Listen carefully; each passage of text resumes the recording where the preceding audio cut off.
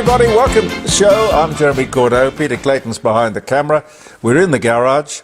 We're posting this on Facebook, as we do Monday, Tuesday, Wednesday, Thursday. And on Friday, we live stream from the dining room table a 3-hour radio show. We've got guests, we've got music, we've got phone calls. It's a full-on radio program, just like you'd get on AM or FM, except it's online. JeremyCordeaux.com, if you want to go and have a look at that. We'll have a lot of fun. And it's brought to all of us, and thank you to my sponsors, Jim Elder, Elder's Fine Art on Melbourne Street, North Adelaide, and the Rising Sun down there at Kensington. The Rising Sun, probably the oldest, it's certainly the oldest roadhouse. I'm thinking there may be an older pub somewhere in the city, but I don't know. 1845, I think it was built. Lovely old place, lots of atmosphere. Anyway, two great establishment kind of sponsors. I love that. Adelaide is full of that sort of tradition.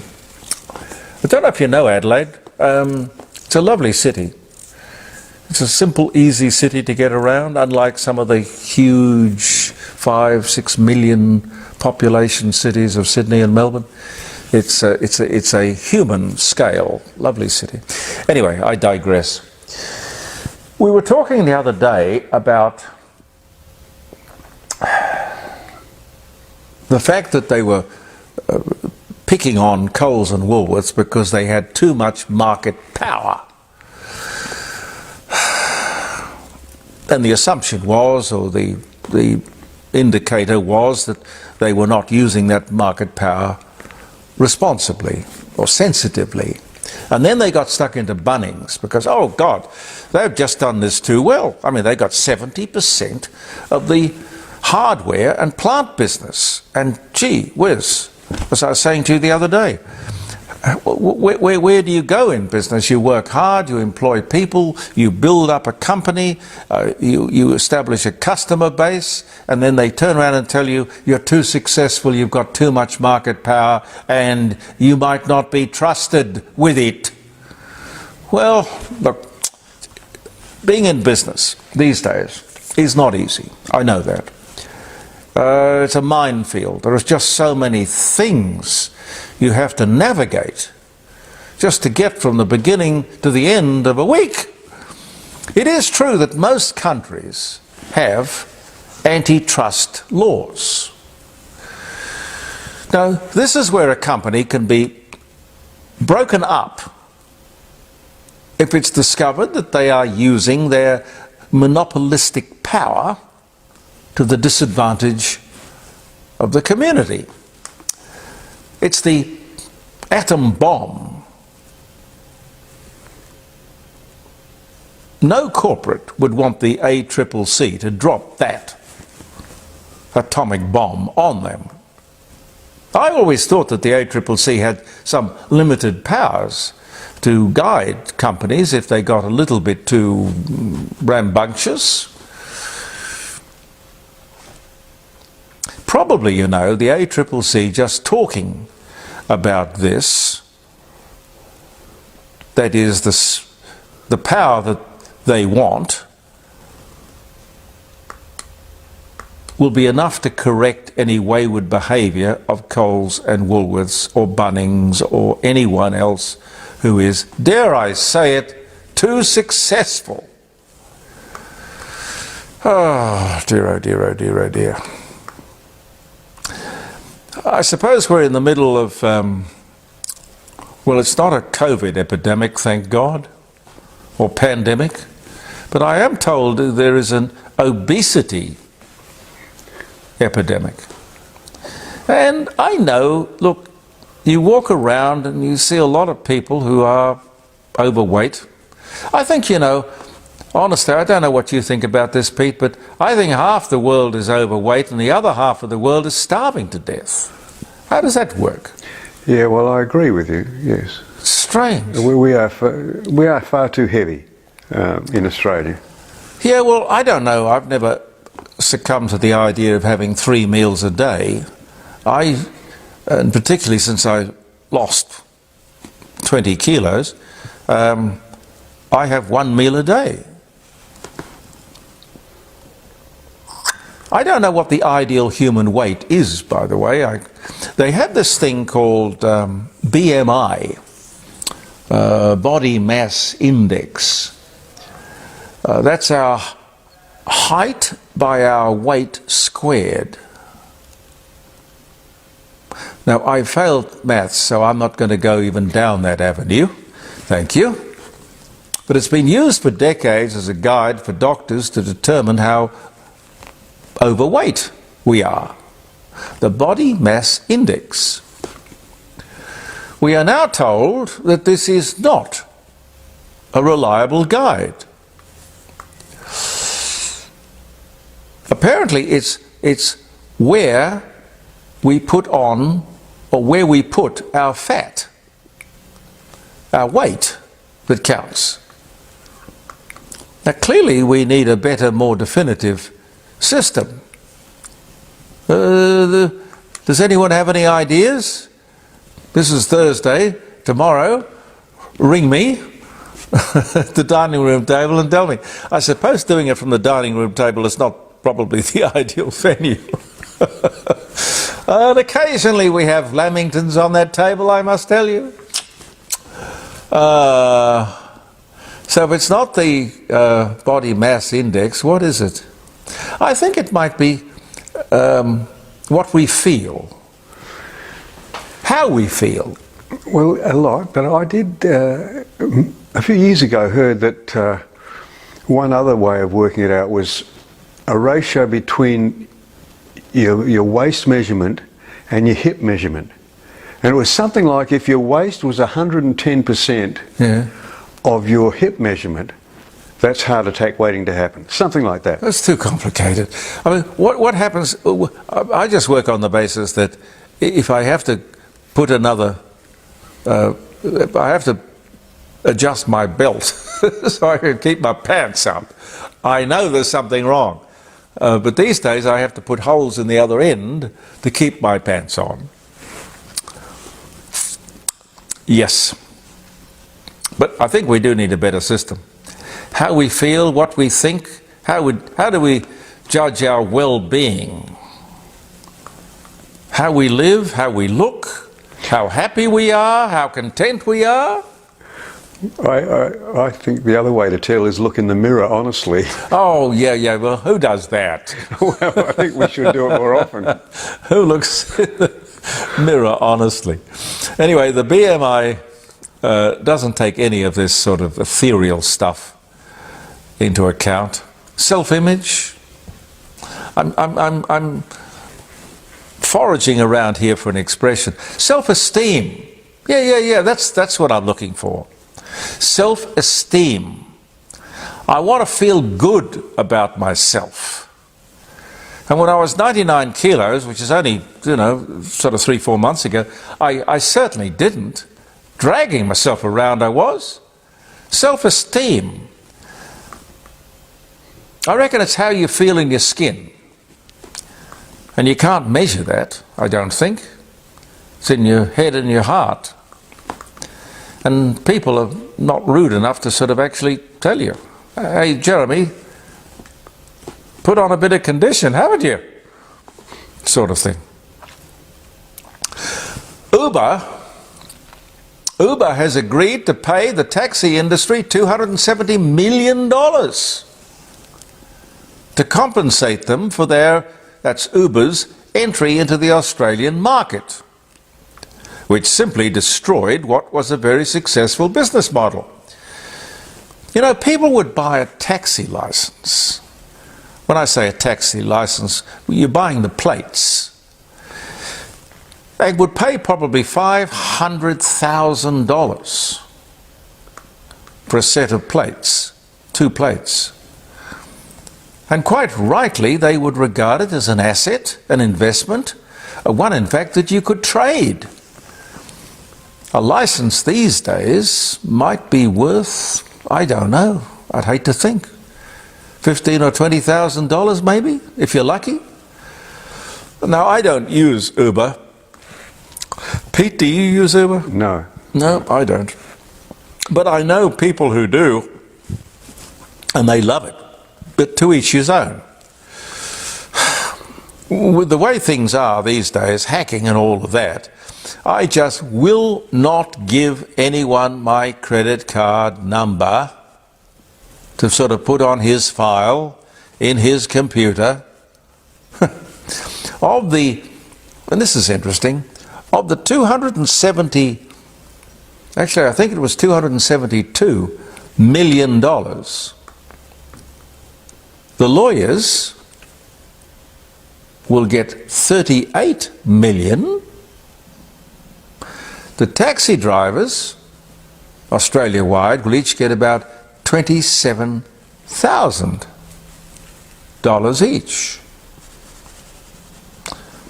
Now here's the question. Do you want to drive a cab or study law?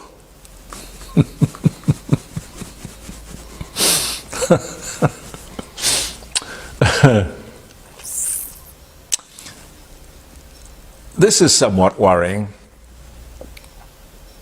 A quarter of those people who have reported a crime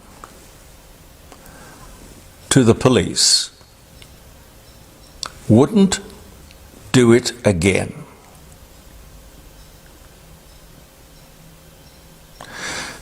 Now clearly we need citizens to find reporting a crime to be a rewarding experience, and we want the criminals to say, I wouldn't do it again. Not the victims or the witnesses, for God's sake. Although I will tell you a quick little story. My son Christopher was staying in an apartment in town, and he had his bike stolen. I bought him an electric bike. He's in the process of getting his driver's license. He hasn't been really terribly keen to get it.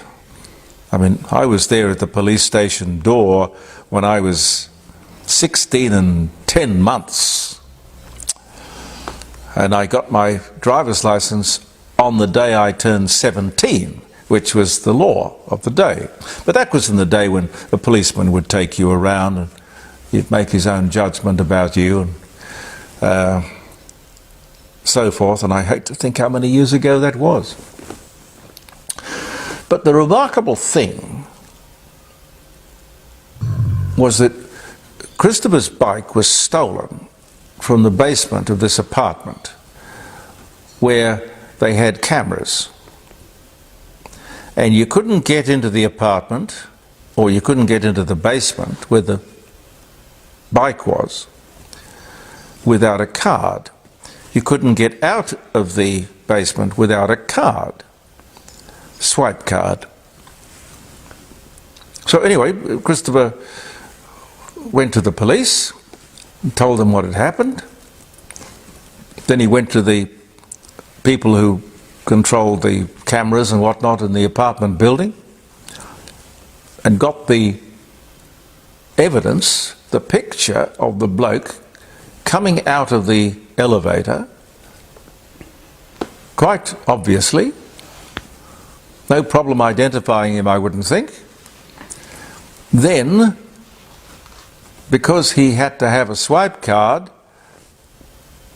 the people in the apartment building knew exactly who it was who stole the bike. So Christopher runs back to the police, and the police say, we're too busy. I mean, do you know how many rapes and... no, look, I sympathise with the police, I do. But, you know, here you've got somebody dead to rights. He is a thief. He's stolen a bike from this kid. And it was a $5,000 bike too, wasn't it? Yes, it was. I paid $6,000 for it. It was I bought it for his 21st birthday present. Anyway, it was an electric bike, $6,000. And the police would be able to go down to that apartment building and say, would you mind telling me who it was who stole Christopher Cordeau's bike? Then they go and arrest him. They haven't got the time. They haven't got the time. Stopping that criminal now would possibly save them a lot of heartache down the road, because if this guy gets away with this, and it looks like he probably will, he's not going to stop at that. There are things that are wrong in society. Anyway, I'll perhaps go into the police station myself the next few days and see what I can do. I got that off my chest. Don't you love democracy? Democracy, democracy. Democracy Russian style. That's the democracy you're having when you're not having a democracy. Vladimir Putin, re-elected for the 5th, or was it the 6th time? I'm not sure. Even he probably has lost count. Re-elected in a landslide. Nearly 90% approval. My God. Oh, well, no one seems to care about the fraud or the lies or deceit.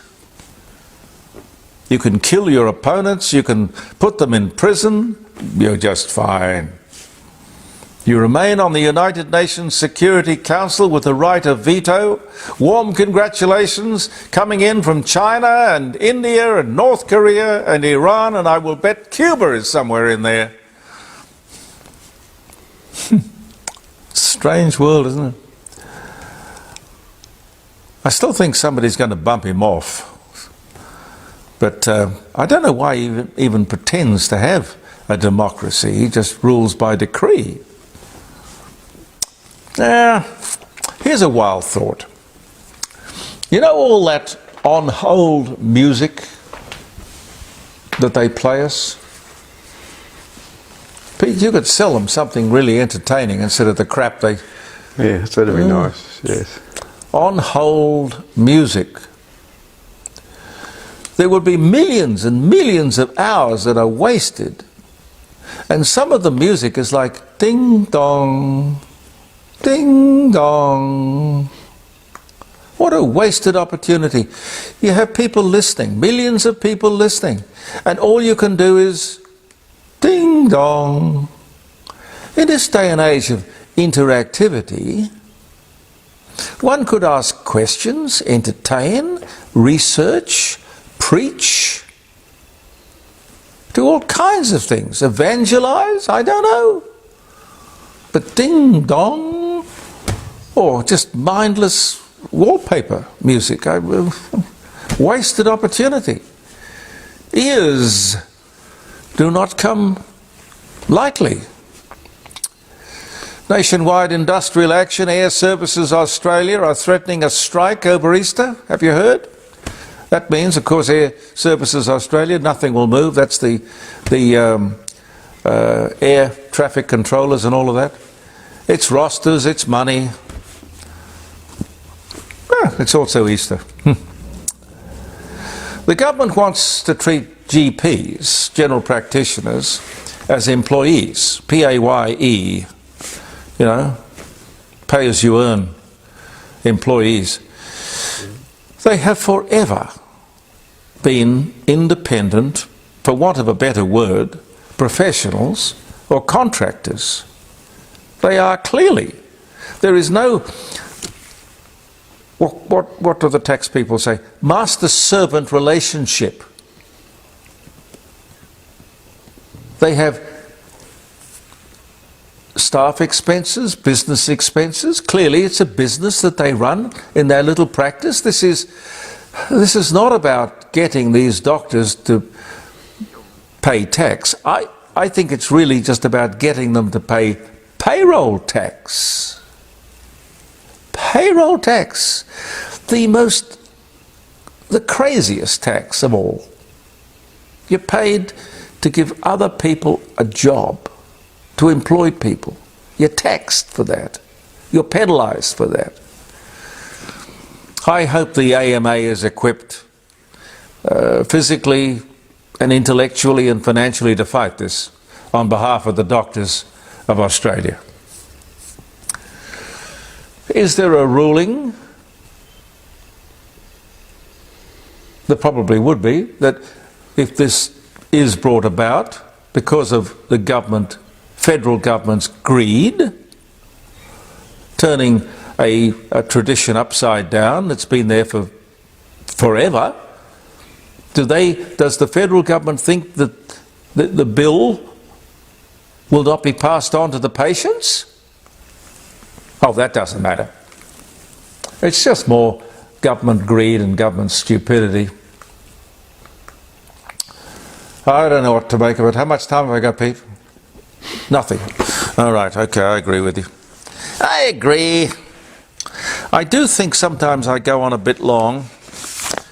Now, don't forget, by the way, if you have paintings of interest, one of our sponsors would love to hear from you, Jim Elder Fine Art. You can go to the website, which is elderfineart.com.au, all one word, and have a look at the website. But if you have a painting, you're a bit at odds as to whether you want to keep it or whether you think it's valuable, Jim is always looking for interesting art, paintings of international and local Australian significance. I told you about the Hans Huyssen that brought, I think it was over $30,000 at the last Christmas auction. He's got people all over the world who are looking for investment in art. You can ring 8267 2869. 8267 2869. Jim will give you an absolutely free appraisal. And you can say to yourself, well, heck, I didn't know that it was so valuable. I'm going to keep it. Or you could say, I need the money. Show me the money. Now, it is the 21st, isn't it, Pete? Yes. South African police opened fire on 12,000 African demonstrators, killing 67 and injuring 176 at the police station in Sharpeville. It was 1960. That is what apartheid does. We do not want a separate racial or racially based system in Australia, because it sows the seeds of this kind of rubbish. Malcolm Fraser was elected leader of the Federal Liberal Party on this day in '75. Bruce Springsteen's first Australian concert at the Sydney Entertainment Centre in 1985. Muhammad Alam. Have you ever heard of Muhammad Alam, Pete? No. Well, Muhammad Alam, 108 years of age. On this day in 1964, he was an Afghan herbalist, one of Australia's best known and most controversial characters. He conducted his business in Sturt Street in the city. He had a daughter at the age of 90. He was 90. Wow. He left an estate worth £12,000, the bulk of which was in legacies to organisations caring for children. He's buried in Centennial Park Cemetery, and he died on this day in 1964. A small part of Centennial Park in New York has been declared or dedicated to John Lennon, called Strawberry Fields. It's the spot where he and his wife Yoko Ono took their last walk. It was this day in 1984. Kate Smith recorded, I think, one of the most beautiful patriotic songs I have ever heard. Has to be one of the best in the world. God Bless America. Gee, Kate Smith. What a voice. Wow. God bless America. The Beatles made their first appearance at the Cavern Club in Liverpool as guests of the regular Thursday night group, the Blue Jeans, who later became the Swinging Blue Jeans. That was 1961. These days, of course, the blue jeans would have holes in them, I would imagine. And at the other end of the spectrum, Johann Sebastian Bach was born. He fathered, how many kids do you reckon, Pete, he fathered? No idea. 20. Really? 20 children. Wow. Frank Hardy was born. The Australian National Airways Avro Anson 3-engine Fokker, the Southern Cloud, disappeared during a storm in the Southern Highlands on a trip from Sydney to Melbourne. Crashed near Canberra in New South Wales. Wreckage and remains of victims found by accident October 58, but went down 1931. Wow. All right, one more. Bronco Billy Anderson was born in Little Rock, Arkansas, one of the original American movie actors. He starred in a one-reeler, The Messenger Boy, in 1902. He was born in 1882, one of the original American movie stars. Thank you so much for being with us, ladies and gentlemen. Tomorrow, join us at the dining room table, 9 o'clock till 12, jeremycordeaux.com. That's where you pick us up. You can do it on your phone or your iPad or your whatever you do. Anyway, we'll have some fun. Peter Clayton and I'll be back. I'm Jeremy Cordeaux. Believe in yourself. And thank you for viewing The Court of Public Opinion.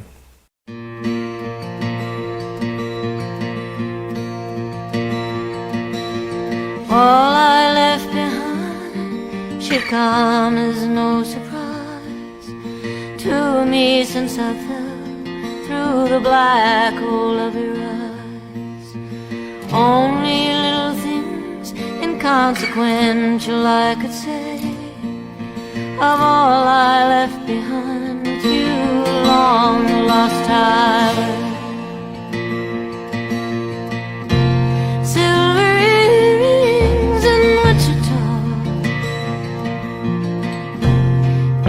Moccasins in Tonopah, but I had you so I just let them go.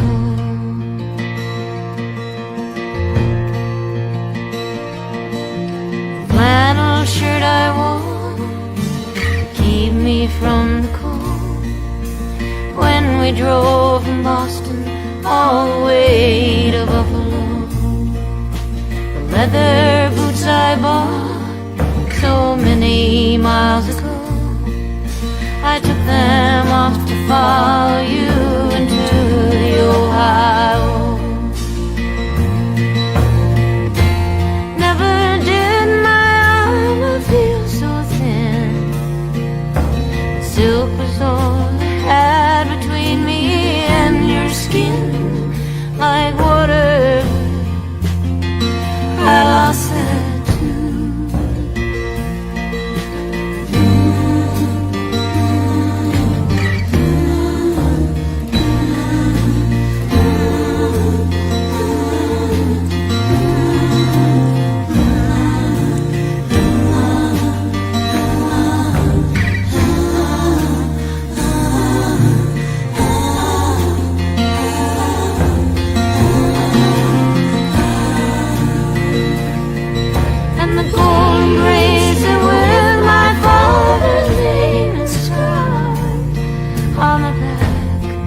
By the one who loved him all her life, the way I too could have loved you.